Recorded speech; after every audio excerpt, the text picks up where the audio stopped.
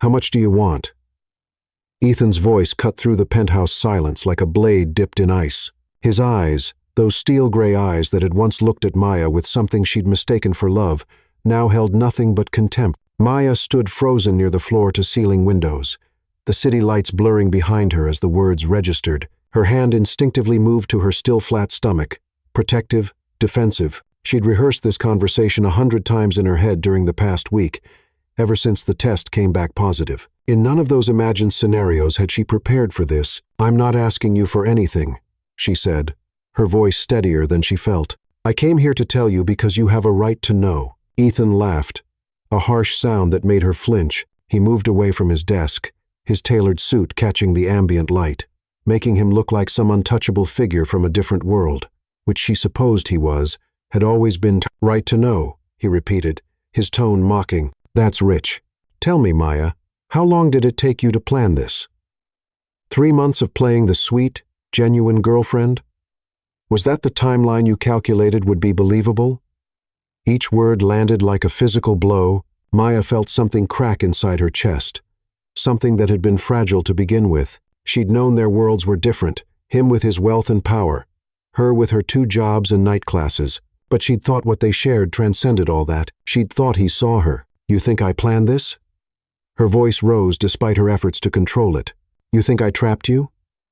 "What else should I think?" Ethan turned back to face her fully, his expression carved from stone. "You're not the first woman who's tried this approach. My family has dealt with this exact situation before. So, let's skip the performance and get to the number. 50,000? 100? Name your price, and I'll have my attorney draw up the paperwork. You sign away any future claims, and we both move on with our lives." Maya felt the room tilt. This man, this stranger wearing Ethan's face, was offering her money like she was a problem to be solved, a transaction to be completed. The man who traced her face in the darkness and whispered that she was different, that she made him believe in something real, that man had never existed. "I don't want your money," she said quietly. "Everyone wants money. Don't insult my intelligence by pretending you're different. I am different, or I thought I was." Her voice caught. She swallowed hard, forcing the grief back down. "I thought you knew that." Ethan moved to his bar, poured himself whiskey with steady hands. "My father warned me about this, about women who see dollar signs instead of a person. I told him you were different, too. Guess we were both wrong. Your father doesn't even know me. He doesn't need to. He's seen enough fortune hunters to recognize the pattern." Ethan took a long drink. "You played your part well. I'll give you that. The independent act, refusing gifts, insisting on paying your own way, classic misdirection before the big play." Maya felt her hands trembling and clasped them together. She wanted to scream, to make him see how wrong he was, but looking at his face closed, certain, unmovable, she realized the futility. He had already decided who she was. Nothing she said would change that. "I need to sit down," she whispered, moving toward the leather couch. "Sit, stand, whatever you need to do." Ethan's voice was dismissive. "But let's settle this tonight. I have an early meeting tomorrow, and I'd prefer to have this handled, like she was an item on his agenda, something to be checked off and forgotten." Maya sank onto the couch, her legs no longer trustworthy. She thought about the past 3 months, the late-night conversations, the way he'd held her like she was precious, the vulnerability he'd shown when talking about his mother's death. Had any of it been real? Or had she constructed an entire relationship in her imagination, seeing depth where there was only surface? "I'm keeping the baby," she said, looking up at him. "That's not negotiable." Ethan's jaw tightened. "Then you're looking at a legal battle you can't afford. My attorneys will bury you in paperwork, paternity tests, custody arrangements, supervised visitation. Is that really what you want? Or would you prefer to take the money, go live your life somewhere else, and raise this child without the complications?" "Complications?" Maya repeated numbly. "Is that what you'd be? A complication in your own child's life? I'd be a father who didn't want to be one. Trust me. That's worse for the kid than no father at all." He set his glass down with a sharp click. "Take the money, Maya. It's more than generous. Start fresh somewhere. Give the child a good life. Everyone wins. Everyone except her baby, who would grow up wondering why their father didn't want them. Everyone except her, who would carry this betrayal like a scar." But as Maya looked at Ethan's implacable face, she understood something crucial. This man would destroy her if she stayed. He had the resources, the connections, the ruthlessness. He would make her life hell, and by extension, her child's life too. She stood up slowly, her decision crystallizing. You're right about one thing. This baby deserves better than a father who sees them as a complication. Something flickered across Ethan's face, too quick for her to identify. So, you'll take the money? No. Maya moved toward the door, each step requiring monumental effort. I don't want anything from you. Not money, not lawyers, not your presence in our lives. You've made yourself clear. Consider this your free pass. Ethan, you're off the hook completely. Wait. He took a step forward. If you're not taking the money, what exactly are you planning? Maya turned back, her hand on the door handle. She looked at him one last time, memorizing this moment, the moment she learned that love without respect was worthless, that vulnerability could be weaponized, that she was stronger alone than with someone who saw her as the enemy. I'm planning to raise my child to be nothing like you, she said quietly. Goodbye, Ethan. She walked out before he could respond, before he could see the tears beginning to fall, before her composure shattered completely. The elevator ride down felt endless, each floor a reminder of how far she'd fallen, how completely she'd misjudged everything. Outside, the night air hit her face, cold and sharp. Maya wrapped her arms around herself, around the tiny life growing inside her, and made a promise. Her child would never feel unwanted, would never question their worth, would never stand in a penthouse being offered money like their existence was a problem to be solved. She walked away from the building, from Ethan, from the life she'd imagined. Behind her, 40 floors up, a man stood at his window, watching her disappear into the city. His hand pressed against the glass, his expression unreadable. Maya didn't look back. She never would again. By sunrise, her apartment was packed. By noon, she was on a bus heading across the country, her savings in her pocket and her future uncertain. But as the city faded in the rearview mirror, Maya felt something unexpected blooming beneath the grief. Freedom fierce, terrifying, absolute freedom. She would build a life from nothing. She would be enough for her child. She would prove that love didn't need wealth or status, or a father who saw them as currency.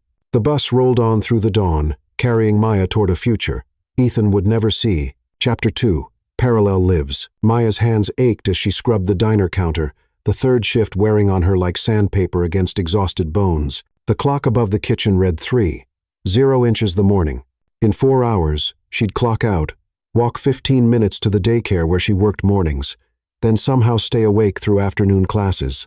The pregnancy had started showing a month ago, her uniform growing tighter despite her careful budgeting that often meant skipping meals. The diner manager, a weathered woman named Clara, pretended not to notice. You look dead on your feet, girl, Clara said, refilling coffee stations. Take your break. Maya wanted to refuse every minute. Not working felt like money slipping through her fingers, but her lower back screamed for relief. She lowered herself carefully onto the employee bench, her hand automatically moving to her swollen belly. Twins, the ultrasound technician had said last week, her voice bright with congratulations. Maya didn't feel two healthy girls. Two. The word had echoed in Maya's mind ever since, equal parts terror and wonder. How would she afford two of everything? 2 cribs, 2 car seats, 2 futures. The math seemed impossible, even with 3 jobs. But then they'd moved on the screen, tiny, flickering heartbeats, and Maya had fallen completely, irrevocably in love. Her daughters, her girls, she'd protect them with everything she had. You got people helping you? Clara asked, appearing with a sandwich. Maya hadn't ordered. Family? Just me. Maya accepted the food gratefully. Her parents had passed when she was young. She'd grown up in foster care, always alone. Part of why Ethan's betrayal cut so deep, she'd thought she'd finally found someone who'd stay. Clara nodded, asked nothing more. That was the thing about people who'd struggled. They recognized their own, helped without making it charity. Maya finished the sandwich and returned to work, counting down minutes until her shift ended, until she could collapse for 90 minutes of sleep before the next job. The endless cycle that was her life now. Across the country, Ethan woke in his penthouse to silence. He'd been dreaming about Maya again, the same dream that had plagued him for months, her walking away, his hand on the window, something vital slipping through his fingers. He always woke before seeing her face. Ethan pushed himself out of bed, moved through his morning routine with mechanical precision. Shower, suit, coffee, briefing papers. His sister Ava had left 3 messages he hadn't returned. She'd heard about Maya somehow. Had questions Ethan refused to answer. "You're being ridiculous," Ava had said the one time he'd picked up. "Whatever happened, talk to her. You're miserable." "I'm fine. You're a terrible liar." But he'd hung up anyway, buried himself deeper in work, convinced time would eventually erase Maya from his system like a fever breaking. It didn't. His father called weekly, satisfied that Ethan had handled the situation. Each conversation made Ethan's stomach turn. Though he couldn't articulate why, he'd done the right thing, protected himself from exploitation. So why did he feel hollow? "You need to start dating again," his father said during their weekly dinner. "The Henderson girl would be appropriate, good family, understands our world. I'm not interested in dating. Because you're hung up on that woman, the one who tried to trap you." His father's voice hardened. "I hope you've learned your lesson about mixing with the wrong sort." Ethan said nothing, pushed his food around his plate. Maya had never been the wrong sort. She'd been genuine, warm, real, in ways no one in his world ever was. But she'd also gotten pregnant suspiciously fast, had shown up at his door with news perfectly timed to bind him to her, hadn't she? The doubt crept in during quiet moments, unwelcome and persistent. Maya's face when he'd accused her, she'd looked shattered. If she'd been running a con, wouldn't she have played it differently? Cried, pleaded, acted hurt instead of just being hurt. Ethan crushed the thought. He couldn't afford uncertainty. He'd made his choice. He'd stick with it. His days blurred together meetings, negotiations, expansions. People praised his focus, his drive. No one saw the emptiness beneath. Meanwhile, Maya's belly grew larger, her exhaustion deeper. She'd had to quit the daycare job, couldn't keep up with toddlers while carrying twins. Now she survived on the diner and weekend housekeeping, her savings dwindling despite her desperate frugality. The doctor warned her about stress, about doing too much. Maya nodded, said nothing about her reality. What choice did she have? She'd refused Ethan's money. She'd made this bed. Now she'd lie in it, no matter how uncomfortable. "You should rest more," Clara insisted, watching Maya wince through a contraction during her shift. "Those babies come early. You being on your feet all night won't help. I need the hours. You need to be alive for those girls." Maya knew Clara was right, but fear kept her working. Fear of bills, of homelessness, of failing before her daughters even arrived. She'd escaped one trap only to find herself in another, this one of her own making. Still, when she lay down at night, feeling her daughters move inside her, Maya experienced moments of pure joy. They were hers. No one could take them, dismiss them, reduce them to transactions. Zoe and Lila, she decided on their names during a rare afternoon off. Strong names, names that meant something. The twins arrived 6 weeks early, in a flurry of panic and pain that Maya barely remembered afterward. What she did remember was the moment they placed both daughters on her chest, tiny and perfect, their eyes, gray eyes. She noticed with a jolt blinking up at her. "You're here," she whispered, tears streaming down her face. "You're finally here," Zoe cried lustily, announcing her presence to the world. Lila watched quietly, taking everything in. Already so different, already themselves. Clara visited the hospital, brought groceries Maya couldn't afford. "You got this," she said simply. "You're stronger than you know." Maya wanted to believe her. Holding her daughters, watching them breathe, she felt both invincible and terrified. How would she do this alone? How would she be enough? But she would be, she had to be. Ethan stood in his office, staring at nothing, feeling the ghost of something lost. His father had sent an assistant to handle closing the Maya situation, permanently legal documents, ensuring no future claims, no messy complications. All settled, his father reported. She signed everything, took nothing. Smart girl, knowing when she was beaten. Ethan felt sick but said nothing. Settled, handled, finished. Except nothing felt finished. Everything felt suspended, incomplete, wrong. His sister Ava cornered him at a family gathering, her expression furious. "I know what you did. What Dad made you do. You don't know anything. I know you're miserable. I know you pushed away someone who actually cared about you. I know you're too proud to admit you made a mistake. It wasn't a mistake. She was, what? Real, human, someone who didn't worship your bank account." Ethan walked away from Ava, from the conversation, from the accusation in her eyes. He'd done the right thing. He'd protected himself. So why did protecting himself feel like dying? Slowly, Maya brought her daughters home to a tiny apartment, barely furnished but filled with determination. She'd figure this out day by day, hour by hour. She'd build a life for Zoe and Lila. She'd already survived Ethan's cruelty. She'd survive anything. Chapter 3. The Collision. Maya adjusted her blazer nervously, checking her reflection in the hotel bathroom mirror. The conference badge hung around her neck. Dr. Maya, Child Development Specialist. It still felt surreal. She'd worked herself to exhaustion, earning that title taking night classes while her daughters slept, writing papers during their school hours, surviving on caffeine and sheer willpower. Zoe and Lila walked beside her now, dressed in matching but different colored outfits.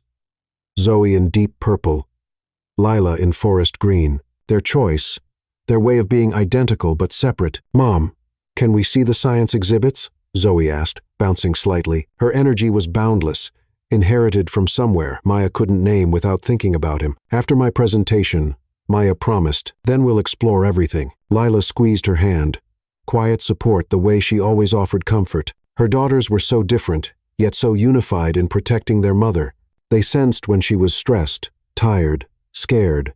They'd grown up attuned to her struggles, though Maya tried to shield them. The convention center buzzed with educators, administrators, researchers. Maya's stomach churned. Her presentation was minor, barely a footnote in the schedule, but she'd poured herself into the research understanding childhood resilience, particularly in single-parent households, personal experience informing academic inquiry. "You've got this, Mom," Zoe whispered fiercely. "You're going to be amazing." Maya smiled, touched her daughters' heads. They were her anchors, her reason for everything. She found the small conference room assigned to her, began setting up her materials. Attendees trickled in maybe 20 people, respectable for an unknown presenter. Maya took a steadying breath, launched into her research. The presentation flowed better than expected. Questions came that she could answer confidently. People seemed genuinely interested. As she wrapped up, Maya felt a small bloom of pride. She'd done this, built this, become someone despite everything working against her. "Thank you all," she concluded. "The full study will be published next quarter." Applause, polite but warm. Maya gathered her materials, accepted a few business cards, promised to stay in touch with other researchers. "Come on, science time." Zoe announced the moment they were free. The main exhibition hall was massive, filled with interactive displays about ecology, technology, space exploration. Zoe and Lila darted between exhibits, their excitement infectious. Maya followed, grateful for their joy, for this moment of normalcy after weeks of stress. "Mom, look," Lila called from a display about ocean currents. "You can make a whirlpool." Maya moved to join them, smiling at Lila's rare enthusiasm. Then the world stopped. Across the hall, surrounded by suited figures and bustling assistants, stood Ethan. Maya's breath caught in her throat. She hadn't seen him in person since that night, had deliberately avoided news about him, blocked his name from searches, erased his existence as completely as he'd tried to erase hers. But here he was, solid and real, giving some kind of speech at the main stage, older, sharper somehow, his presence commanding attention even from a distance. "Mom," Zoe's voice seemed to come from underwater. "You okay?" Maya couldn't speak. Memories crashed over her, his sneer, his accusations, the money offered like an insult, but also the moments before, his laugh, his gentleness, the way he'd looked at her like she mattered. Ethan turned slightly during his speech, and Maya's heart stopped. She grabbed her daughter's hands instinctively. "We need to go," she said, voice tight. "But we just got here," Zoe protested. Now, something in Maya's tone made both girls obey without further argument. They moved quickly toward the exit, Maya's heels clicking urgently against polished floors. Behind them, on stage, Ethan paused mid-sentence. He'd seen something in his peripheral vision, a flash of movement, a woman's profile that sent electricity down his spine. He scanned the crowd, lost his place in the speech, recovered awkwardly. There, near the back, moving away, dark, curly hair, elegant posture, something in the way she moved that made his chest constrict. Two small figures flanked her, holding her hands, children, girls. Ethan's mouth went dry.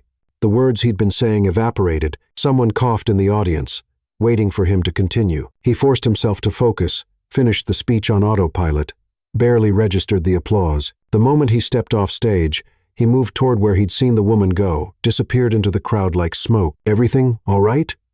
his assistant asked. Fine, Ethan lied, his heart hammering.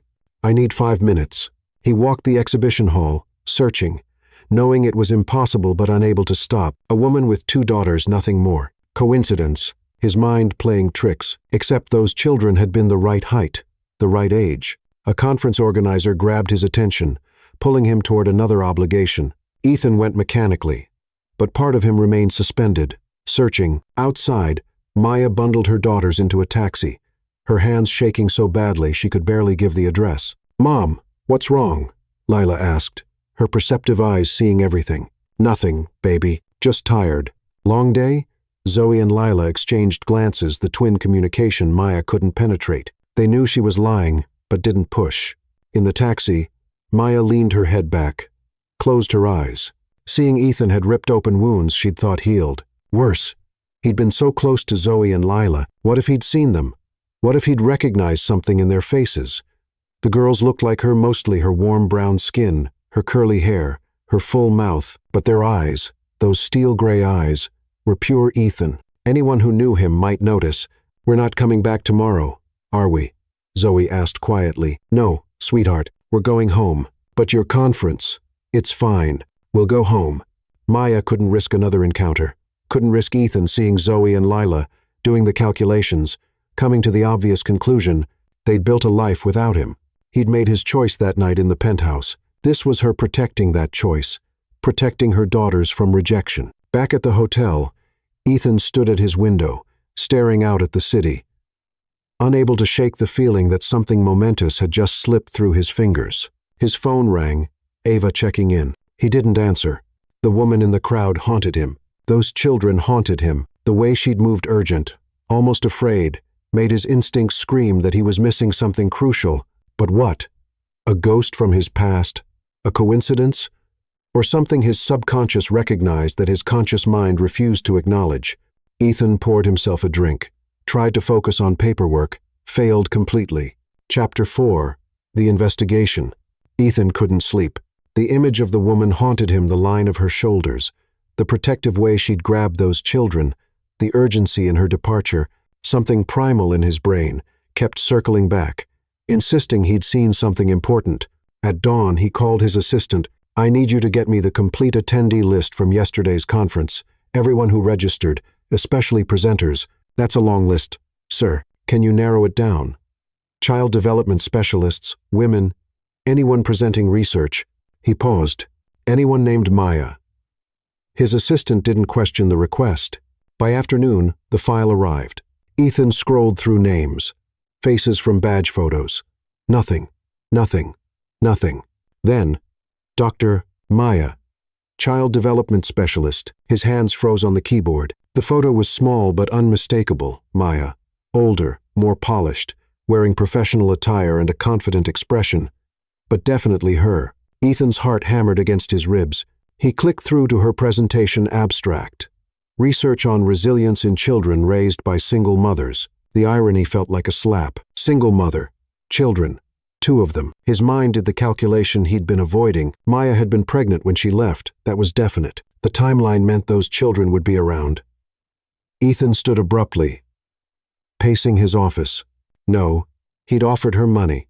She'd refused. She'd walked away completely. If those children were his, she would have said something, would have come back, would have demanded support. Unless she hated him enough to cut him out entirely. The thought sent ice through his veins. What if those 2 girls he glimpsed were his daughters?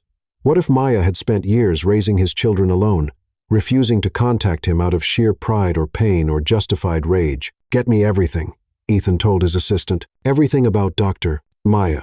Where she lives, where she works, where those children go to school. I want a complete background." "Sir, that's legal. Make sure it's legal."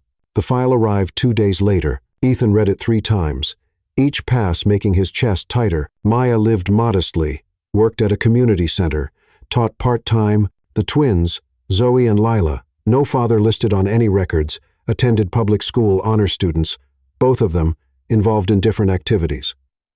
Zoe in debate team, Lila in art club. Photos were scarce, but Ethan found one from a school website. His breath stopped completely. 2 girls, identical except for different smiles. Zoe's grin wide and challenging. Lila's gentle and observing, but their eyes, those gray eyes staring out from the photo, were mirrors of his own. Ethan's hands shook. These were his daughters. No paternity test needed. He knew it bone deep, the way he'd known Maya that night in the crowd. His daughters, who didn't know he existed, who'd grown up without him, who'd been raised by a mother he'd accused of being a gold digger and thrown out of his life. The realization crashed over him in waves.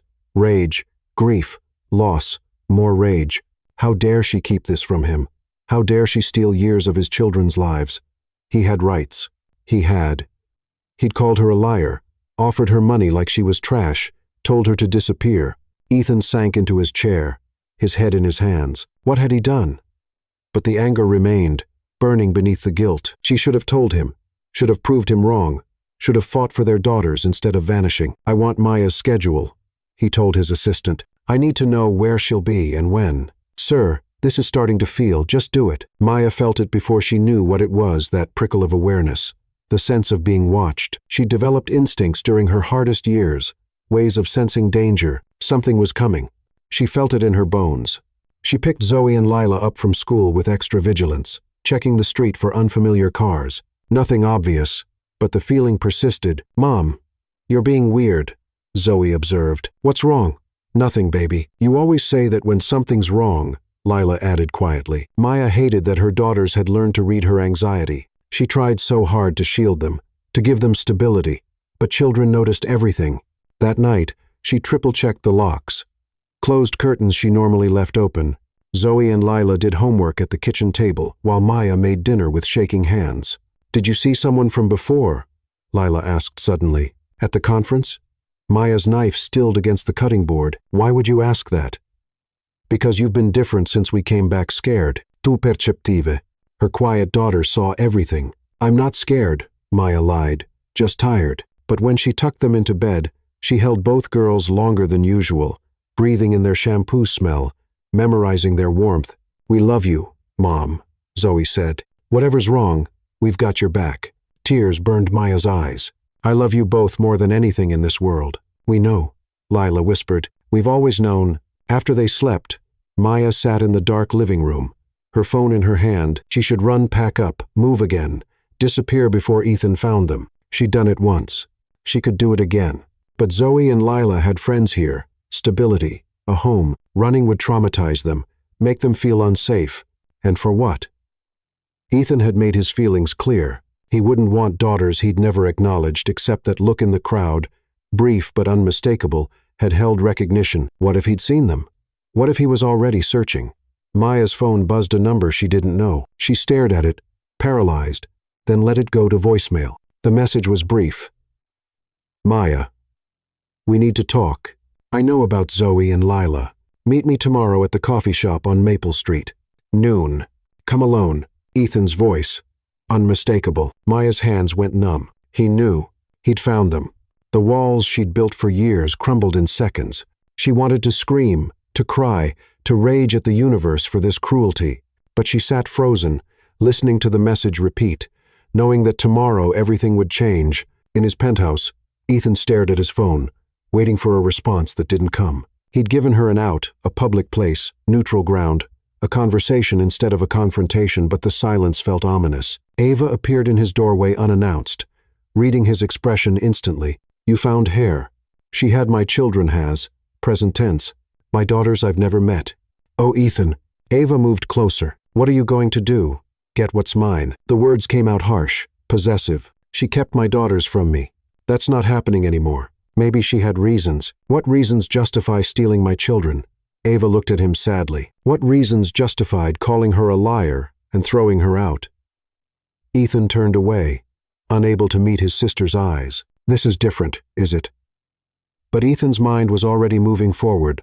Lawyers, custody arrangements, visitation schedules. He'd been denied his daughters for years. That ended now. What he couldn't admit, even to himself, was the terror beneath the anger. What if Zoe and Lila hated him?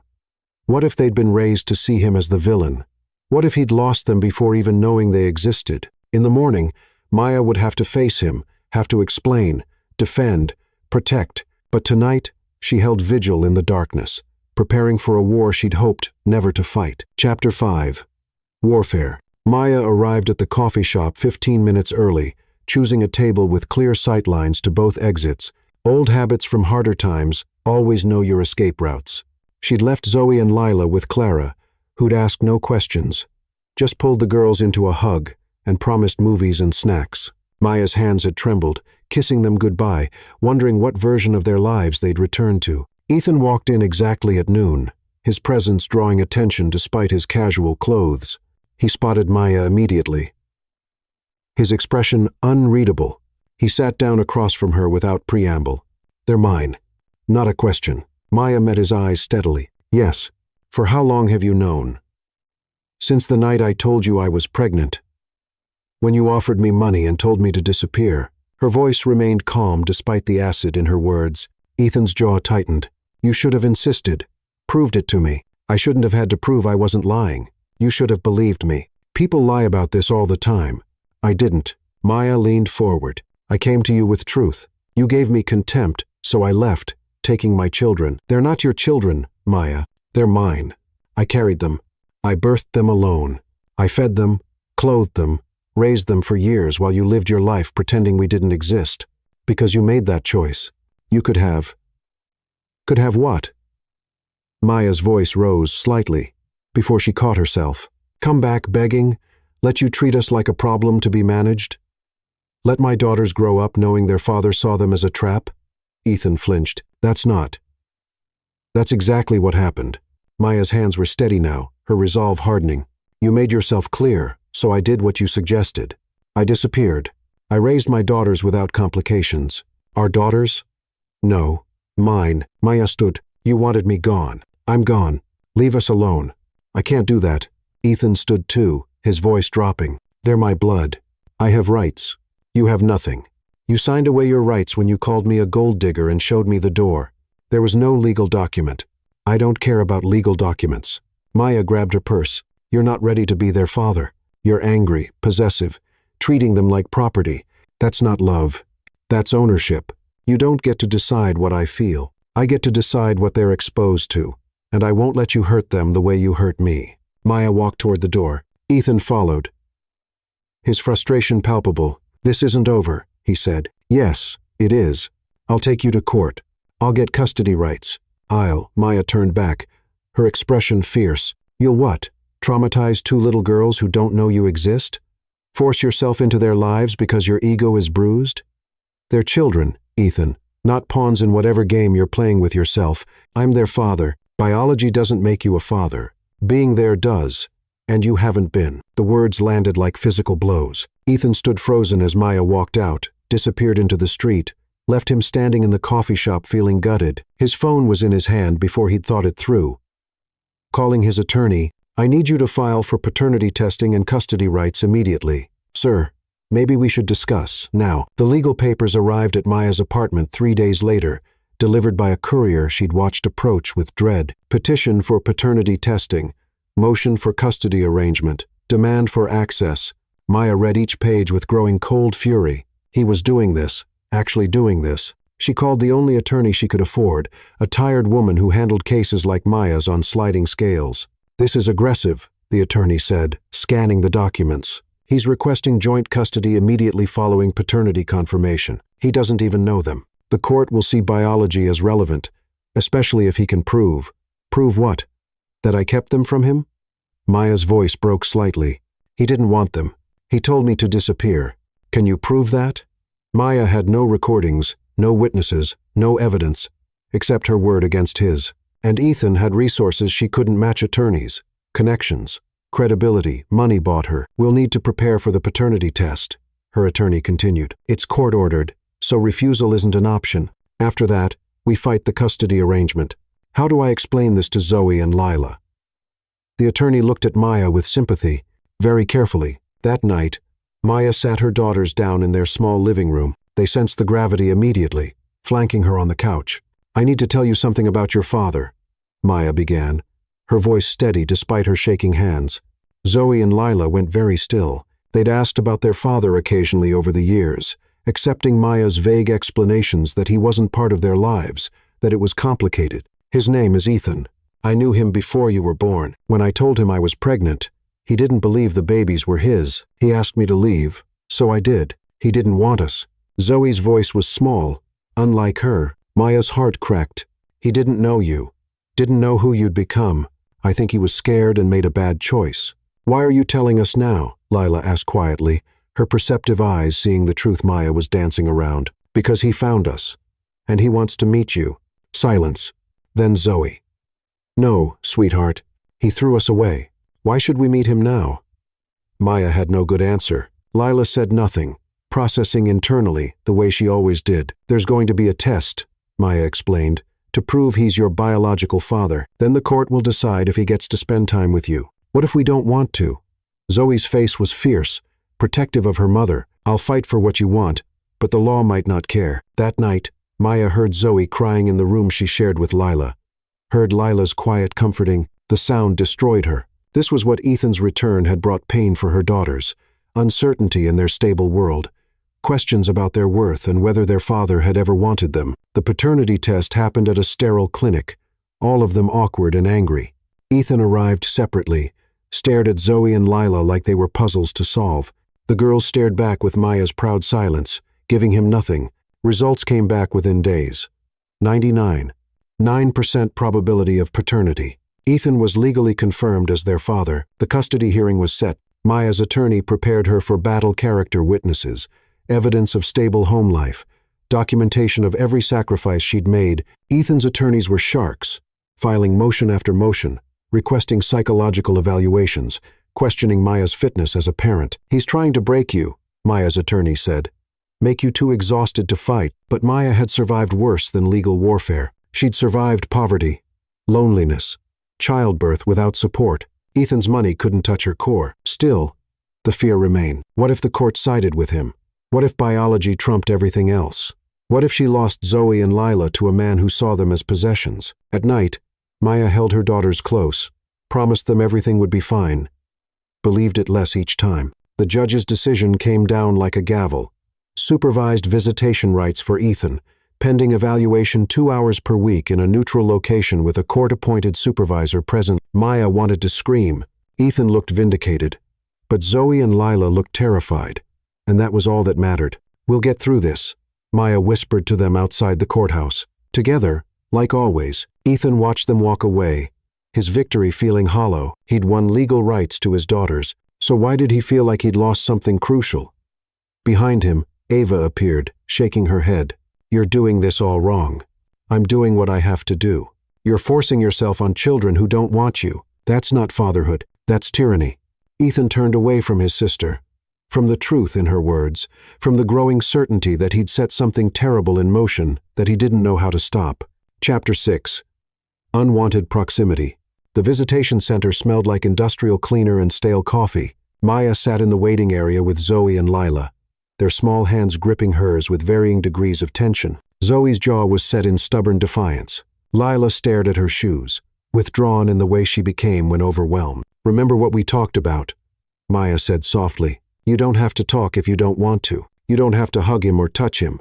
Just be there. 2 hours, then we go home. This is stupid, Zoe muttered. Why do we have to meet someone who didn't want us?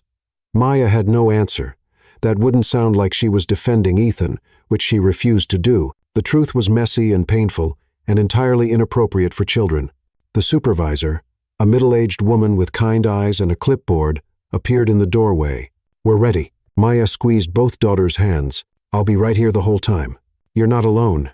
She watched them walk down the corridor, Zoe's shoulders squared like she was heading into battle, Lila nearly invisible beside her sister. Maya's chest ached. Through the observation window one-way glass the girls couldn't see, but Maya could. She watched Ethan stand as Zoe and Lila entered the room. He'd clearly tried to dress casually, but everything about him screamed wealth and control. He attempted a smile that came out wrong, too forced. Hello, he said. I'm your father, Ethan. Zoe crossed her arms.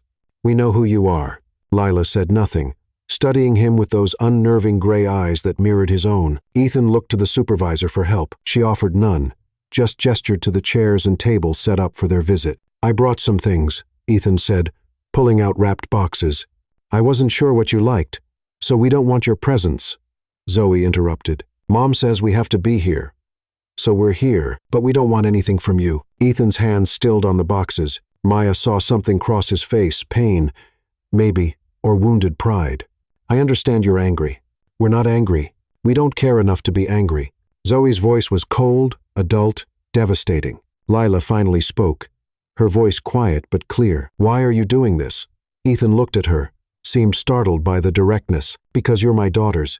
I want to know you. You didn't before. I didn't know you existed before. You did, Lila corrected gently. Mom told you.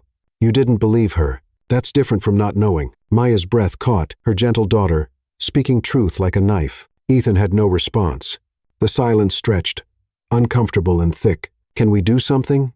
Zoe asked the supervisor. Just sitting here staring is weird. The supervisor suggested board games. They played for an hour in painful awkwardness. Ethan trying too hard, Zoe giving nothing. Lila observing everything with those analytical eyes. He asked questions they answered in monosyllables. What grade were they in? What subjects did they like? Did they play any instruments? Each answer felt extracted, given grudgingly. Your mother, Ethan said finally. She's done well with you. You're both obviously smart, and don't talk about our mom. Zoe snapped. You don't get to judge her. You don't get to talk about her at all. I wasn't judging. You judged her before we were even born. Said she was lying. That's the only thing we need to know about you. Ethan looked stricken. Through the glass, Maya felt a confusing mix of satisfaction and discomfort. She wanted him to hurt the way she'd hurt. Wanted her daughters to defend her, but watching him fumble with children who hated him felt strange and sad. The 2 hours finally ended. Zoe and Lila bolted for the door the moment the supervisor said time was up. Maya met them in the hallway, pulled them close. You okay? That was awful, Zoe said into her shoulder. Do we have to do it again? Yes, sweetheart. For a while, Lila looked back toward the visitation room. He's sad. That's not your problem, Zoe said fiercely. But Maya saw something in Lila's expression, her empathetic daughter struggling with the pain of someone she was supposed to hate. It worried her. Ethan emerged moments later, saw them in the hallway. He looked gutted. Thank you for bringing them, he said to Maya. She said nothing, just guided her daughters toward the exit. Same time next week, Ethan called after them. Maya didn't respond. Zoe made a disgusted noise. Lila glanced back once, unreadable. In the parking lot, Maya buckled them into her aging car, the one that barely started some mornings, that she kept running through prayer and mechanical knowledge gained from necessity. I hate this, Zoe said from the back seat. He's trying to buy us with stupid presents and fake smiles, like we're that easy. No one thinks you're easy, Maya said, starting the car on the third try. He's lonely, Lila observed quietly. So?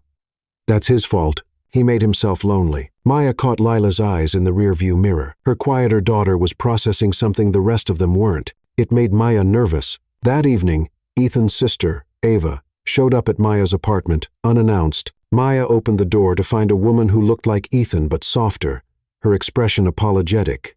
I know I shouldn't be here, Ava said immediately. But I wanted to really meet you and apologize for my brother. Who is it? Zoe called from inside. Your aunt. Apparently, Maya said dryly, still blocking the doorway. Ava's face lit up. Are they here? Can I meet them? I promise I'm not like Ethan. I'm not here to threaten or intimidate. I want to know my nieces. Something in her sincerity made Maya step aside. Against her better judgment, she let Ava in. Zoe and Lila appeared in the living room, curious and guarded. Ava's eyes filled with tears seeing them. You look just like him, she whispered. But you have your mother's grace. Are you here to make us like him? Zoe asked suspiciously. No, I'm here because you're my family, and I've missed you without knowing I was missing you. Ava sat on the floor, making herself less threatening. I'm here because my brother is an idiot who hurt your mother badly, and I want you to know not all of us are like that. Lila moved closer, studying Ava the way she'd studied Ethan. You're different from him. I try to be. They talked for an hour, Ava asking gentle questions, sharing stories about Ethan as a boy that humanized him slightly, making Zoe and Lila laugh, despite themselves. Maya watched wearily, but Ava was genuine in ways Ethan wasn't. She didn't try too hard, didn't bring gifts, didn't make promises. She just was present. Can I come back? Ava asked before leaving. Not for Ethan, for us, for them. Maya hesitated, then nodded. They could use more family who actually cares. The barb landed softly. Ava winced, but accepted it. He does care. He just doesn't know how to show it. Our father taught him to see threats everywhere. That's not my problem. No, it's his. Avas acquiescet maias hant. But those girls deserve better than watching their parents hate each other. Maybe I can help. After Ava left, Zoe said, "She's nice. Why isn't he like her?" Maya had no answer. People were complicated. Ethan was complicated. But that didn't excuse cruelty. The weekly visitations continued, each one slightly less horrible than the last. Ethan stopped bringing extravagant gifts, started asking better questions.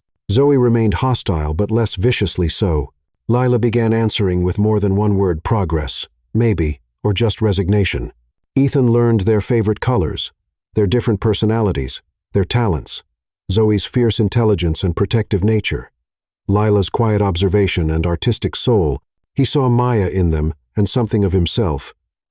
A combination that made his chest tight, but they still looked at him like a stranger, because he was. One visitation, Lila asked him directly, "Do you love us?"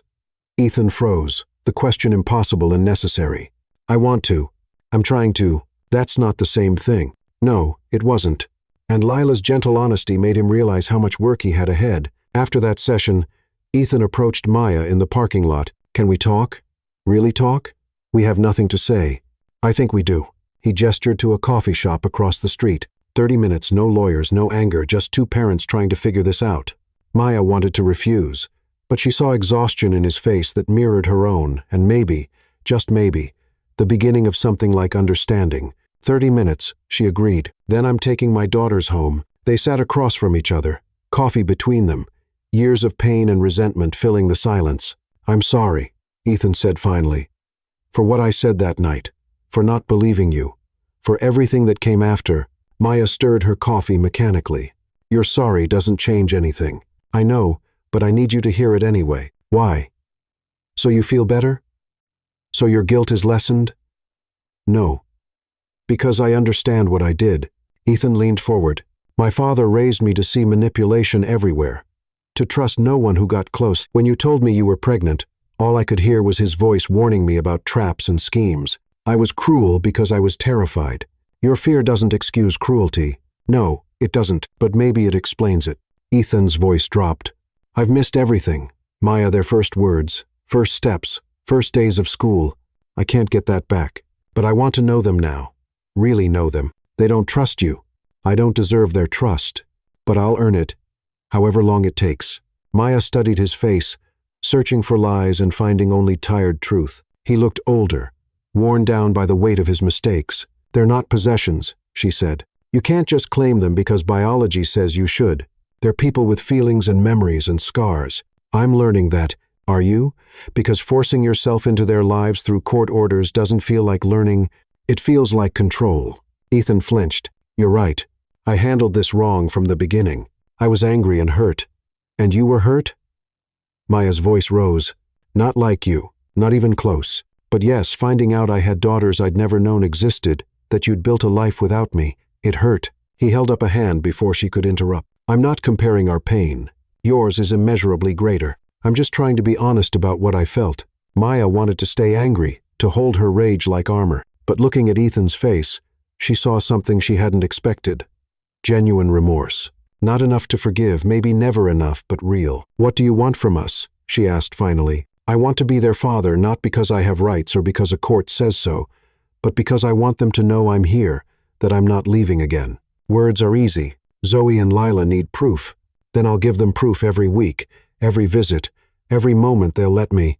I'll show them I'm not going anywhere. Maya finished her coffee, stood to leave. "They're testing you. Every time you show up, they're waiting for you to quit, to prove you're exactly who they think you are." "I won't quit.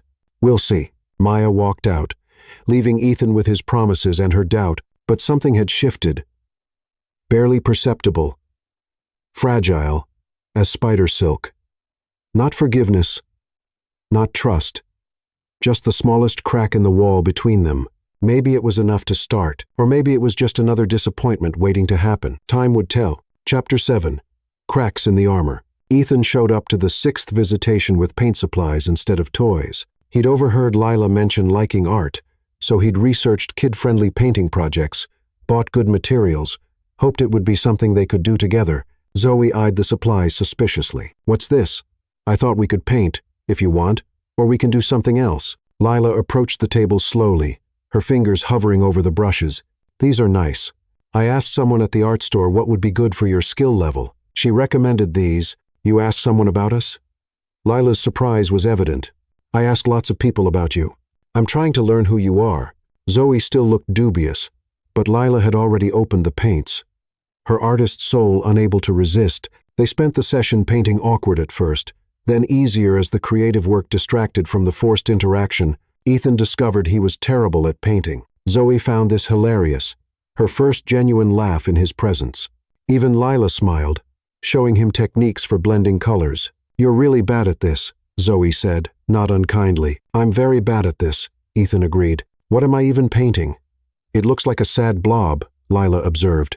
It's supposed to be a sunset. Both girls laughed together at him, a moment of shared humor that felt monumental. When the session ended, Lila asked if she could take her painting home. Ethan helped her pack it carefully. Next week, Zoe said grudgingly. Maybe we could do something I like. If you want. Ethan's heart nearly stopped. What do you like? Puzzles, logic problems. Stuff that's actually hard. I can do hard. We'll see, Zoe said. But there was less hostility in her voice. Maya noticed the shift immediately when she collected them. Zoe was chattering about the painting session, critiquing Ethan's terrible technique. Lila carried her artwork protectively. Did something happen? Maya asked carefully. He wasn't completely awful, Zoe admitted. Still don't like him. But he tried. That night, Lila hung her painting on their shared bedroom wall. Maya stared at it, a sunset. Competent and lovely, her daughter had created something during time with her father. The complexity of that reality made Maya's head hurt. The next visitation, Ethan brought logic puzzles as promised. Zoe lit up, diving into them with ferocious concentration.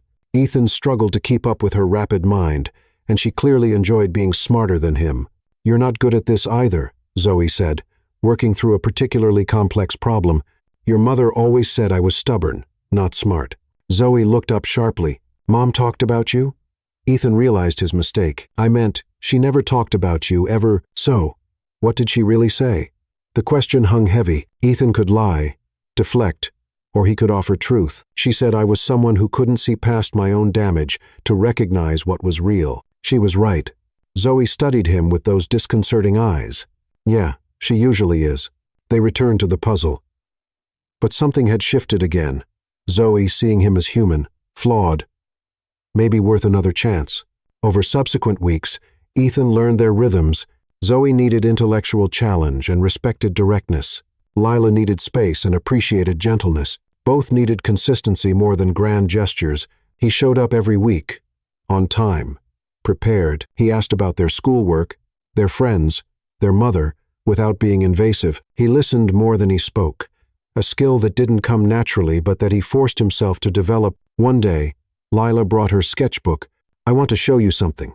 The pages were filled with drawings, their apartment, Clara, Maya reading, Zoe laughing, everyday moments rendered with surprising skill. These are beautiful, Ethan said honestly. This one's my favorite. Lila turned to a drawing of Maya at their kitchen table, exhausted, her head in her hands. But there was light coming through the window, falling across her face, struggle and hope in one image. Your mother's incredibly strong, Ethan said quietly. She had to be because you weren't there. The words weren't accusatory, just factual. They hurt more for their simplicity. You're right. She carried everything alone. She still does, Lila said. She works so hard. Her hands shake sometimes when she thinks we're not looking. Ethan's chest tightened. Why do they shake? Too many jobs, too much stress, too much everything. Lila closed her sketchbook. She won't let you help, won't take money, but she's tired. I can see it. What can I do? Lila looked at him with eyes that saw too much. I don't know, but watching her struggle when you have so much feels wrong. The observation stayed with Ethan long after the session ended. He couldn't force help on Maya, she'd made that boundary clear. But knowing she was exhausted, that his daughters watched her shake from overwork, made him feel helpless and guilty in equal measure. He approached the subject carefully with Maya after the next exchange. Zoe mentioned you work multiple jobs. Maya's expression closed. That's not your concern. It is if it affects our daughters. Our daughters are fine. I make sure they're fine. But you're not fine. Lila said, Lila shouldn't be reporting to you about me. Maya's voice was sharp. My life, my struggles, my choices, they're mine. You don't get input just because you're suddenly trying to be involved. I'm not trying to control anything. I'm worried about you. Don't be. I've survived this long without your concern. I'll continue surviving. Ethan wanted to argue, to insist, to use his resources to make everything easier. But he was learning, slowly, that Maya's independence wasn't just pride, it was survival. Taking from him would feel like surrender, like admitting she couldn't do it alone. So he backed off, respected the boundary, hated himself for having created the situation that made her so fiercely self-reliant. That weekend, Ava visited again, bringing groceries she claimed were accidentally too many for her household. Maya knew the lie but accepted it because Ava made it easy to pretend. Ethan told me about your conversation, Ava said, helping put things away. He's worried about you. He has no right to be worried. Maybe not, but he is anyway. Ava paused. He's trying, Maya. I know it doesn't erase the past, but he's genuinely trying to change for them, not for me. Does the motivation matter if the result is better? Maya had no answer. She was tired, bone-tired, soul-tired, tired of fighting and surviving and being strong. I can't forgive him, she said quietly. He destroyed something in me that night, made me doubt my worth, my judgment, everything. I rebuilt myself piece by piece, but the foundation is different now, harder. I can't go back to trusting easily.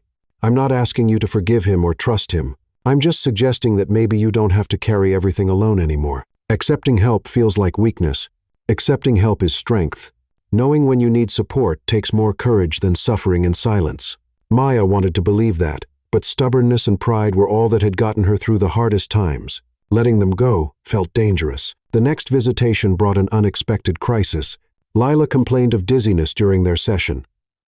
Then her fever spiked fast. Concerning. Sending everyone into immediate alarm. The supervisor called Maya while Ethan bundled Lila into his car. They converged at the emergency room in a chaos of fear and adrenaline. Maya burst through the doors to find Ethan pacing. Lila wrapped in his jacket, Zoe hovering protectively. What happened? Maya demanded, pulling Lila close. She just got hot so fast, Zoe said, her voice shaking. 1 minute she was fine. Then they're running tests, Ethan interrupted. They think maybe meningitis, but they're not sure yet. Maya felt the world tilt. Meningitis? The word carried weight, danger, potential complications, risk. She clutched Lila, who felt alarmingly hot against her. I need to see a doctor. They're coming. They know she's here. Ethan looked wrecked, his carefully maintained composure cracking.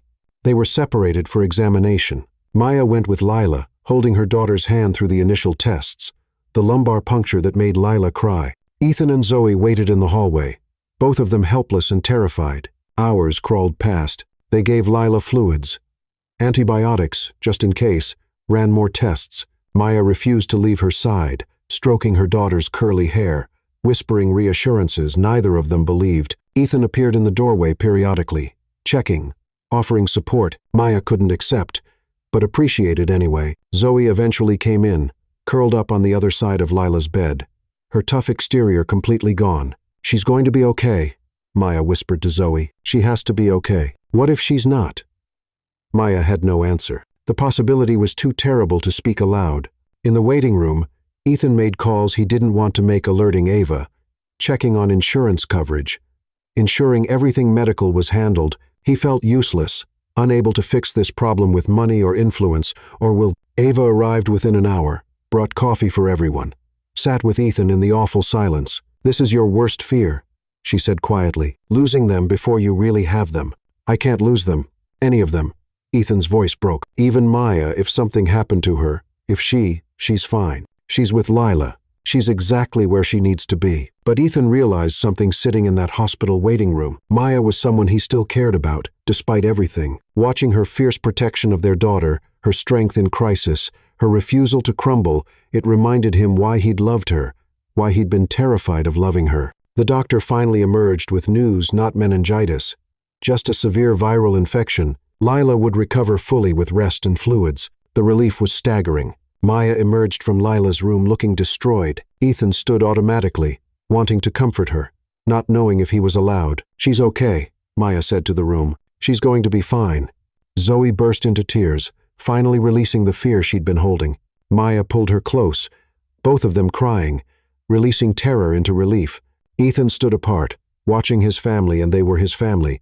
He realized experienced something he was peripheral to. He wanted to be part of it, to hold them all, to share their relief, but he was still an outsider. Ava touched his arm gently. Give them time. You can't force your way into that. They released Lila late that night with instructions for monitoring. Maya prepared to take both girls home, exhaustion written in every line of her body. Let me drive you, Ethan offered. You're too tired. We'll manage, Maya, please. You're shaking. Let me help. She looked at him, really looked at him, and for the first time in months, she saw past her anger to his genuine concern. Okay, she whispered. Okay. Ethan drove them home in silence. Zoe asleep against Lila drowsy from medication, Maya staring out the window. He pulled up to their apartment building, helped get the girls upstairs, waited while Maya settled them. Thank you, she said at the door, for being there, for everything today. I was terrified, Ethan admitted, completely terrified. So was I. They stood in the doorway, the space between them still vast but somehow less insurmountable. Good night, Maya. Good night. Ethan left, and Maya closed the door, leaning against it as the day's terror finally caught up with her. She cried quietly so her daughters wouldn't hear, releasing fear and gratitude and something uncomfortably close to acknowledgement that Ethan was trying to become someone better. Maybe that was enough for now. Chapter 8. Uncomfortable Truths. Ethan stopped the legal proceedings without fanfare.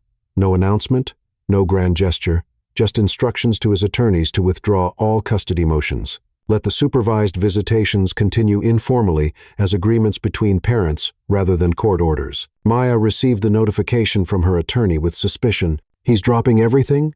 She asked, reading the brief document. Complete withdrawal. No conditions. No strings. He's asking for the current arrangement to continue voluntarily. Maya didn't know what to make of this. Ethan's sudden retreat from legal warfare felt significant but unclear. Was this manipulation, strategy, or genuine change? She didn't ask him directly. Instead, she watched. Ethan continued showing up for visitations. Never missed one.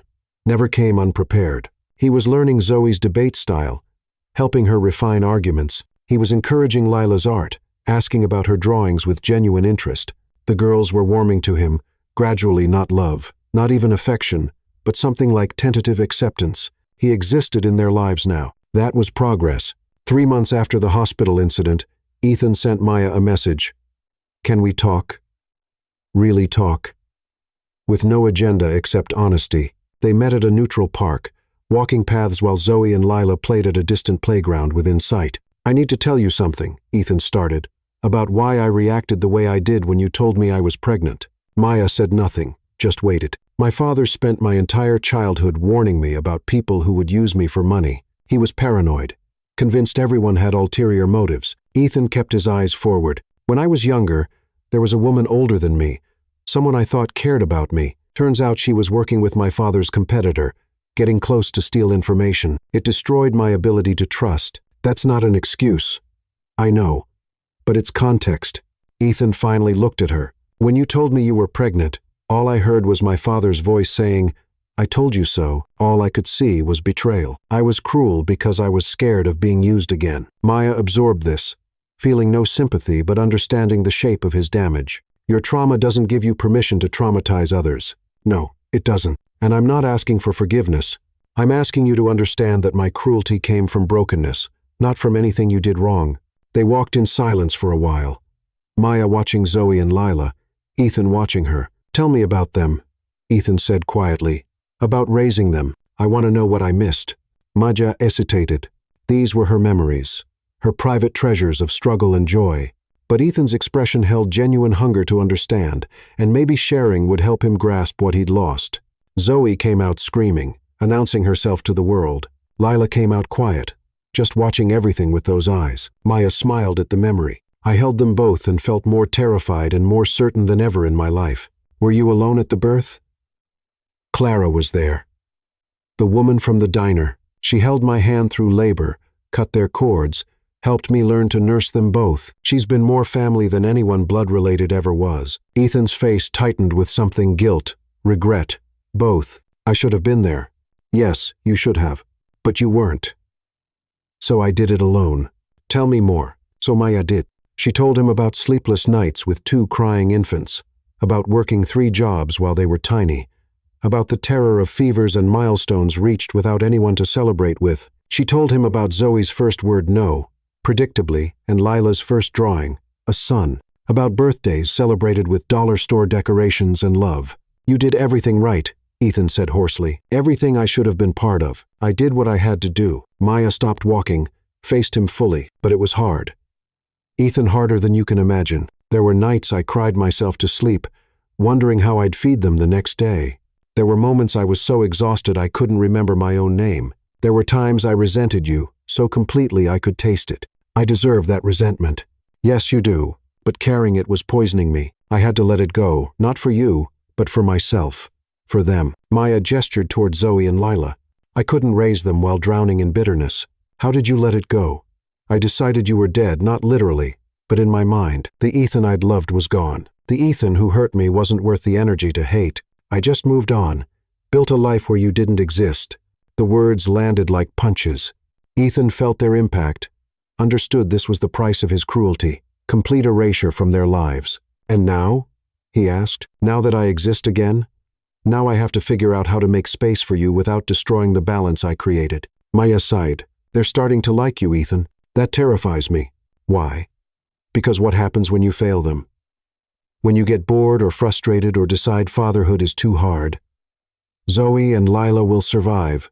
They're strong, but they'll carry that rejection forever. I won't let you do to them what you did to me. I'm not leaving. I'm not failing them. You don't know that. No one knows that." Maya's voice hardened. "You're still proving yourself every week, every interaction. You think showing up is enough, but it's not. They need to know you'll stay when it's hard, when they're difficult, when they disappoint you. I will stay." Words are easy. They returned to walking, the conversation heavy between them. "What do you need from me?" Ethan asked finally. "Not for the girls, for you. What do you need to feel okay with this arrangement?" Maya considered carefully. "I need you to stop seeing us as something you lost and need to reclaim. We're not possessions. We're people who built a life without you. Respect that life. Respect the choices I made. Don't try to fix everything with money or control. Just be present without demanding credit for finally showing up." "I can do that." "Can you really?" Maya stopped again, her eyes searching his face. "Because the moment you slip, the moment you make them feel like they're not enough, or like I failed them by keeping them from you, I'm done. I'll make it impossible for you to see them, court orders or not. They'll disappear again. And this time you won't find us." The threat was real. Ethan saw it in her eyes, heard it in her voice. Maya would protect Zoe and Lila with everything she had, even if it meant running. "I won't slip," Ethan said. "I swear to you, I won't hurt them." "Don't swear to me. Swear to them." They collected the girls, who'd been playing, oblivious to the heavy conversation nearby. Zoe showed Maya a flower she'd picked. Lila had been drawing in the dirt with a stick, shapes and patterns only she understood. "Ready to go?" Maya asked. "Can we get ice cream?" Sue requested. "I'm starving." Maya calculated quickly. Budget, timing, energy. "Sure, baby. Ice cream sounds good. I'll get it." Ethan offered immediately. "No, Maya, let me buy them ice cream." "It's ice cream." She wanted to refuse on principle, but Zoe and Lila were already looking hopeful. "Fine. Ice cream. Nothing else." They walked to a nearby shop, an odd family unit that didn't quite fit together but was learning. Ethan bought cones for everyone, and they sat on benches eating in companionable silence. Lila turned to Ethan suddenly. "Do you love us now?" The question caught him mid-bite. Zoe looked interested in his answer, despite pretending not to care. Maya watched carefully. "Yes," Ethan said honestly. "I do not because I'm supposed to, or because it looks good, but because I know you now, because Zoe challenges me and Lila surprises me, and you're both incredible humans. I'm grateful to know you. Do you love Mom?" The question came from Zoe this time, testing, probing. Ethan looked at Maya, who'd gone very still. "I love who your mother is, how she raised you, how she survived, how she's strong without being cruel. I don't know if that's the kind of love you mean, but I respect her more than almost anyone." "That's not the same thing," Lila observed. "No, it's not," Ethan agreed, "but it's honest." The girls accepted this, returned to their ice cream. Maya's expression remained unreadable. Walking home afterward, Zoe said quietly to Maya, "He's not as bad as I thought." "That doesn't mean you have to forgive him," Maya responded carefully. "I know, but maybe I don't have to hate him either." That night, Maya lay in bed, replaying the conversation, Ethan's honesty about his damage, his respect for her strength, his admission that he loved their daughters. Not from obligation but from genuine feeling. She didn't forgive him, couldn't yet. Maybe never. But the sharp edges of her anger were dulling, replaced by something more complex, not trust, but acknowledgement. He was trying. That had to count for something. In his penthouse, Ethan stared at his phone, at the message he'd typed and deleted a dozen times. "Thank you for letting me in, for giving me a chance to know them. I won't waste it." He finally sent it. Maya's response came an hour later. "Don't thank me. Thank them. They're the ones giving you chances." Fair enough. Zoe and Lila were the real judges, and he was still proving his case. But for the first time since finding them, Ethan felt like maybe, just maybe, he wasn't too late to become the father they deserved. Chapter 9. Rebuilding Foundations. Ethan established routines with Zoe and Lila, beyond mandated visitations. Thursday, evenings became logic puzzle night with Zoe at a coffee shop halfway between his place and Maya's apartment. Lila had Saturday morning art sessions where Ethan watched her create while attempting his own terrible drawings. These weren't court-ordered or supervised. These were voluntary, his daughters choosing to spend time with him because they wanted to, not because they had to. The difference felt monumental. Zoe pushed him intellectually, their debates ranging across philosophy, science, and ethics. She was frighteningly smart, her mind moving in ways that humbled him. Ethan found himself researching topics between their sessions, trying to keep up. "You're wrong about this," Zoe said one evening, pointing at his argument about moral relativism. "Your premise is flawed because you're assuming humans act rationally. We don't. We try to. Trying doesn't count. Behavior is what matters." She was relentless, taking apart his reasoning with surgical precision. Ethan learned to appreciate losing arguments to his daughter. She didn't need him to be right. She needed him to engage honestly. So he did, admitting when she'd cornered him logically, praising her sharp mind, encouraging her to push harder. With Lila, time moved differently, quieter, more contemplative. She'd sketch while he watched, occasionally showing him techniques or asking his opinion on color choices. "Why did you really come back?" Lila asked one morning, not looking up from her drawing. Ethan could have deflected, given easy answers, but Lila deserved truth. "I saw you and Zoe at the conference, saw your eyes, knew immediately you were mine." He paused, "and I couldn't stand knowing I had daughters I didn't know. Couldn't stand the thought of you growing up thinking I didn't want you. But you didn't want us, I mean, not at first." "No, I didn't. And I hate that I didn't. But fear makes people cruel. And I was very afraid."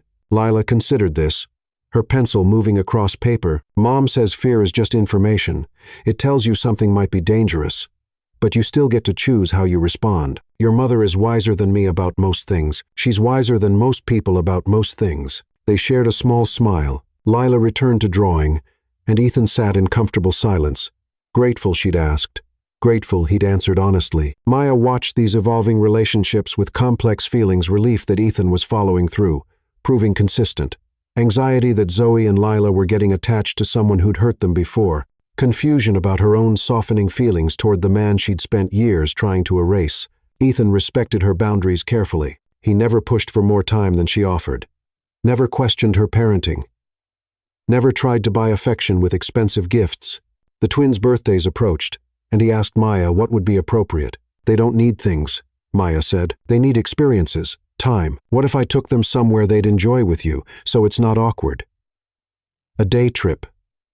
Something they'd remember." Maya hesitated. Family outings felt dangerous, too close to playing house. But Zoe and Lila's birthday deserved celebrating, and they had so few extras in life. "Where?" "There's a science museum with a new exhibit Zoe would love, and an art installation Lila mentioned wanting to see. We could do both one day. I'll drive. Buy admission. Handle logistics. You just be there." "Why do you want me there?"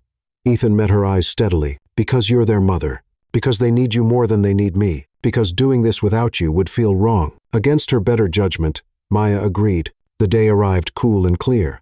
Ethan picked them up in his car, not the luxury vehicle Maya expected, but something practical and family appropriate. He'd thought about this, about not making them feel small or out of place. Zoe claimed the front seat immediately, chattering about the exhibits she'd researched.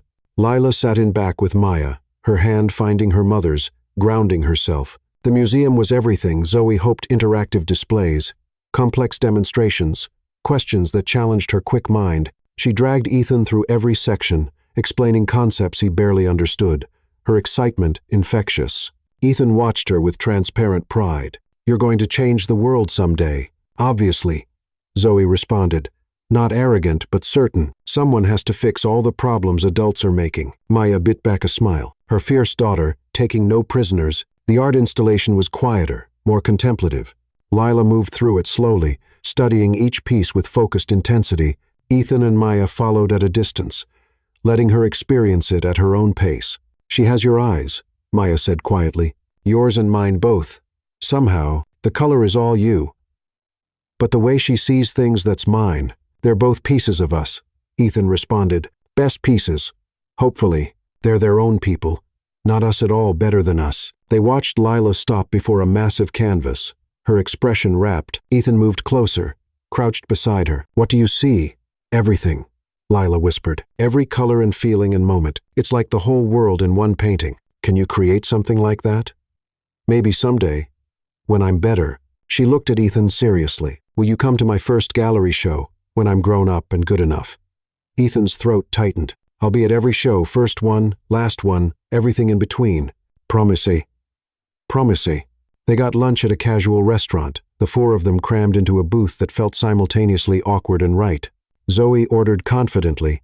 Lila studied the menu with artistic appreciation for the design. Maya found herself relaxing incrementally, the day easier than expected. "This is nice," Zoe said, surprising everyone. "Doing things together, it's weird, but nice." "Weird how?" Ethan asked. "Like we're a normal family." "We're not. But we could pretend for today." The statement was matter-of-fact, no accusation or judgment, just Zoe's characteristically blunt assessment of their situation. "We're our own kind of family," Maya said gently. "That's okay too." "Yeah, but normal families don't need supervised visits and lawyers," Zoe shrugged. "I'm just saying it's different." "Different isn't bad," Lila added. "Lots of families are different." They finished lunch, spent the afternoon at a park. Zoe found a chessboard and challenged Ethan, beating him handily. Lila sketched them all, her family, strange and broken and somehow functioning. As the day wound down, exhaustion catching up with everyone, they drove home in comfortable silence. Ethan pulled up to their building, helped carry sleepy girls upstairs. "Thank you," Maya said at the door. "For today, they needed this." "So did I." Ethan looked at Zoe and Lila, both dozing on the couch. "I know I can't give them back the years I missed, but maybe I can give them good memories moving forward. That's what matters, moving forward, not dwelling in the past." Ethan wanted to say more, to acknowledge what today had felt like, how right it felt to spend time together as something resembling a unit. But Maya's careful expression warned him against pushing. "Same time next week for visitation?" he asked instead. "They'll be ready." He left, and Maya closed the door, leaning against it with eyes closed. Today had been good, too good. The ease between them felt dangerous, like forgetting why she'd needed distance in the first place. Zoe stirred, mumbled sleepily. That was the best birthday. Maya's heart clenched, her daughter getting pieces of the life she deserved. Not perfect, not traditional, but whole enough. Over subsequent weeks, Ethan's consistency continued. He showed up, engaged, followed through on promises. He remembered details: Zoe's debate competition schedule, Lila's preferred art supplies, Maya's work hours, so he didn't call during shifts. He wasn't trying to replace Maya or become more important. He was just there, present, reliable. Maya found herself trusting him incrementally, not with her heart, that was still locked away, but with their daughter's well-being. She could leave them with him without panic, could make plans knowing he'd handle logistics competently. One evening, Maya's car finally died completely. No amount of prayer or mechanical skill could resurrect it. She stood in the parking lot, defeated, calculating how she'd afford another vehicle. Ethan offered immediately. "Let me help a car, a loan, whatever you need." "No, Maya, you need transportation." "Let me." I said no. Her voice was sharp with old defensiveness. "Fine. But at least let me drive you to work until you figure something out for the girls, so they're not disrupted." Maya wanted to refuse, but practicality won over pride. "Just until I handle it myself." Just until then, Ethan agreed. He drove her to work for 2 weeks, picking her up after shifts, never commenting on her exhaustion or the late hours. He didn't try to fix it, didn't offer money, just provided transportation as agreed. Maya eventually bought another aging vehicle with borrowed money from Clara and her own meager savings. It wasn't ideal, but it was hers. "Thank you for the rides," she told Ethan. "You didn't have to." "Yes, I did. You're the mother of my children. Helping you helps them." The statement was practical, not emotional, but something in his tone suggested more, that helping her mattered to him independent of their daughters. Maya didn't examine that thought too closely. Zoe and Lila's school hosted a parent conference. Maya went alone as always, prepared to hear about their progress and challenges. Ethan appeared in the hallway, unexpected. The school called, said both parents were invited. "You didn't have to come. I wanted to. They're my daughters. I want to know how they're doing." They sat together, meeting with teachers, hearing about Zoe's academic excellence and occasional argumentativeness, about Lila's artistic talent and tendency to disappear into her own world. Both girls were thriving, the teacher said. Credit to excellent parenting. The teachers looked at Maya and Ethan as a unit, assuming partnership. Neither corrected them. Afterward, walking to the parking lot, Ethan said, "They're amazing. You raised amazing humans. We're not done raising them yet," Maya responded. "Lots of years ahead. I want to be here for those years, not on the sidelines, but actually present." "You're doing that. Slowly, but you're doing it." They stood by their separate cars, a moment of understanding passing between them. Not forgiveness, not reconciliation, but something like partnership in the shared project of raising Zoe and Lila. "Good night, Maya. Good night." Maya drove home, thinking about how complicated life had become. Ethan was in their lives now, not as the villain she'd constructed, but as someone flawed and trying, someone her daughters were beginning to care about. She didn't know what that meant for any of them. But for now, it meant they were managing building something functional from broken pieces. That would have to be enough. Chapter 10. The Reckoning. The school's annual presentation night drew parents from every corner of the community, filling the auditorium with anxious energy and proud faces.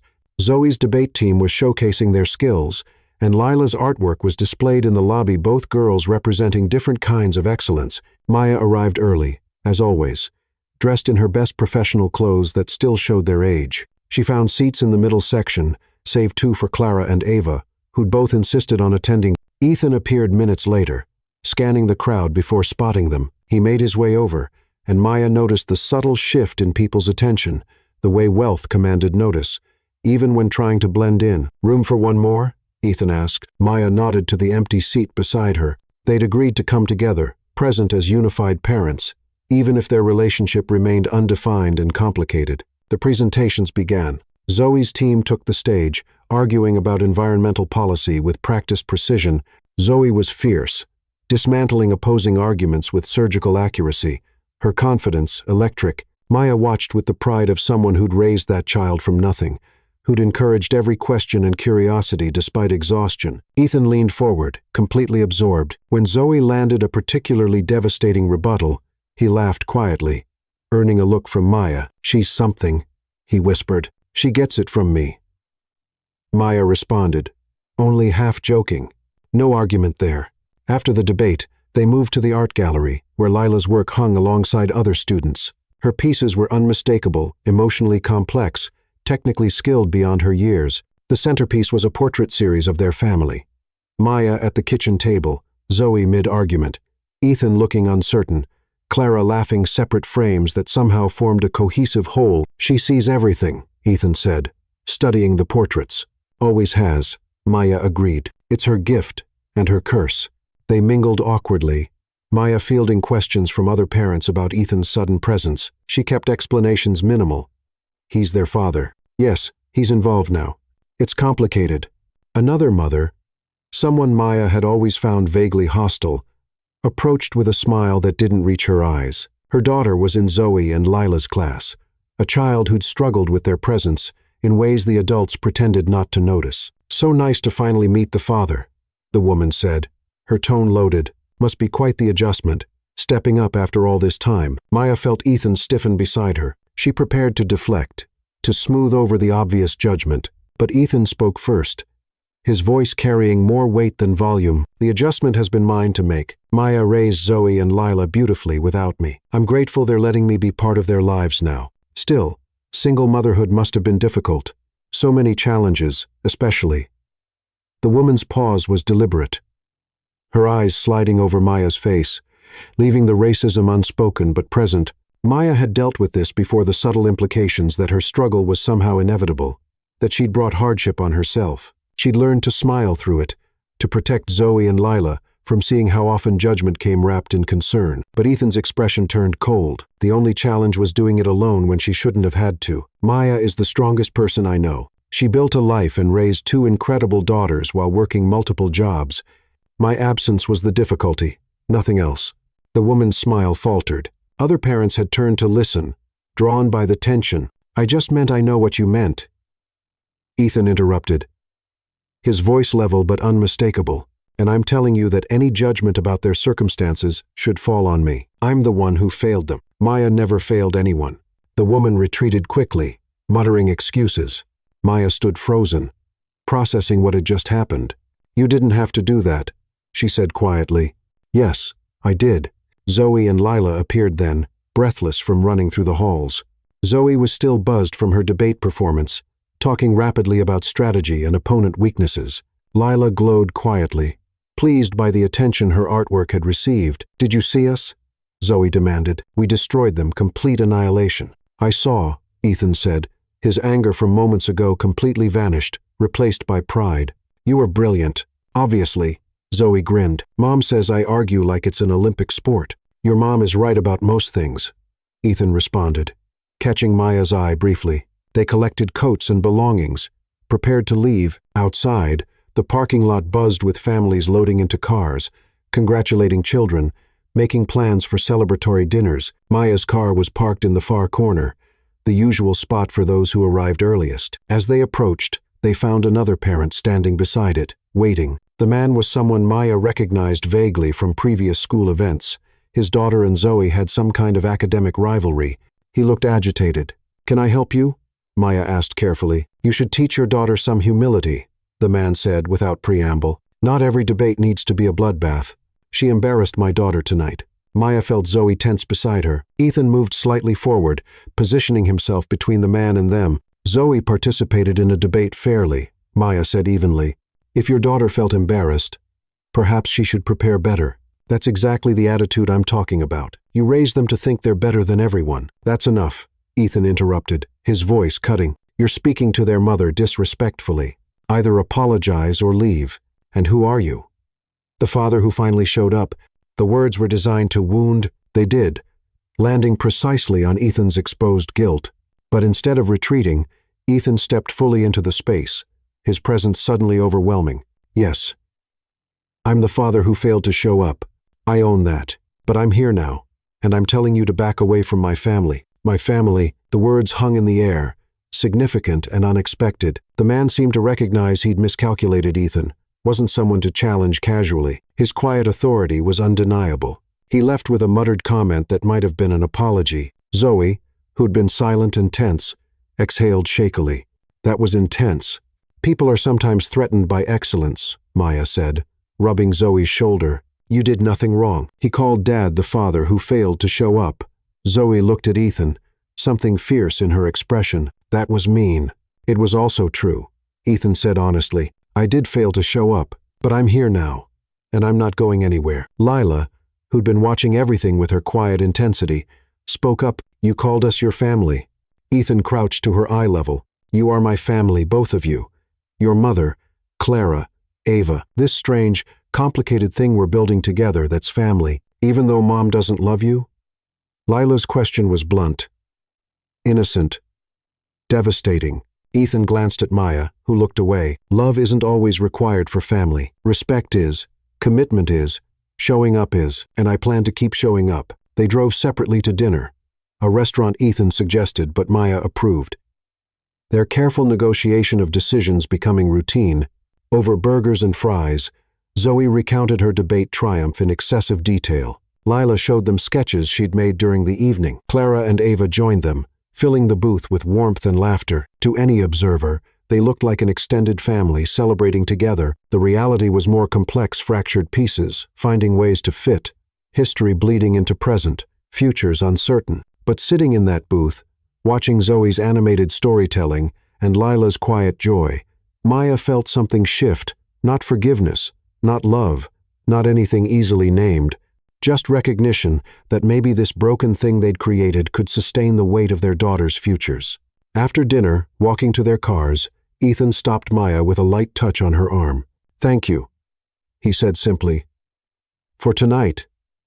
For letting me be part of this. For raising them to be exactly who they are."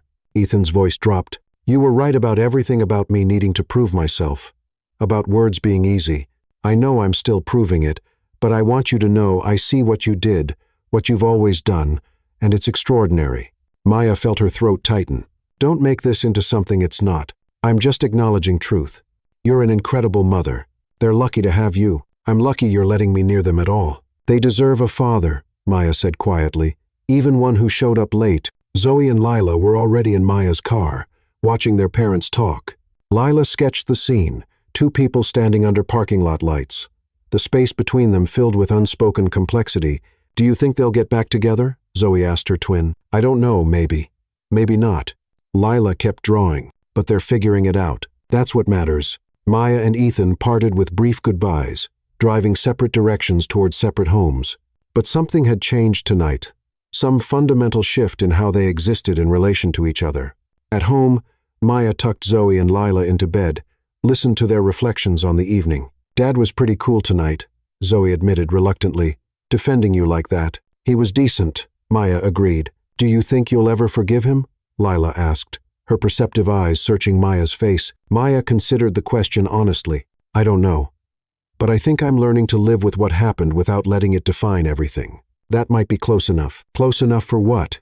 "For us to move forward, all of us." The girls accepted this, drifting toward sleep. Maya sat between their beds, watching them breathe these miraculous humans she'd created and raised and protected. In his penthouse, Ethan stood at the window overlooking the city, thinking about family and the many forms it could take, thinking about two girls who were slowly letting him in, and one woman who probably never would, thinking about how showing up day after day might eventually add up to something like redemption. His phone buzzed a message from Maya. "Thank you for tonight, for defending us. It mattered." Ethan stared at the message, typed and deleted several responses, finally settled on, "Always, from now on, always." He didn't know if Maya believed him, didn't know if time would prove him worthy of the trust Zoe and Lila were extending, didn't know what the future held for any of them. But he knew he'd be there to find out through debates and art shows, through conflicts and celebrations, through the messy, complicated reality of being parents to two extraordinary girls. That would have to be enough. And maybe, eventually, it would be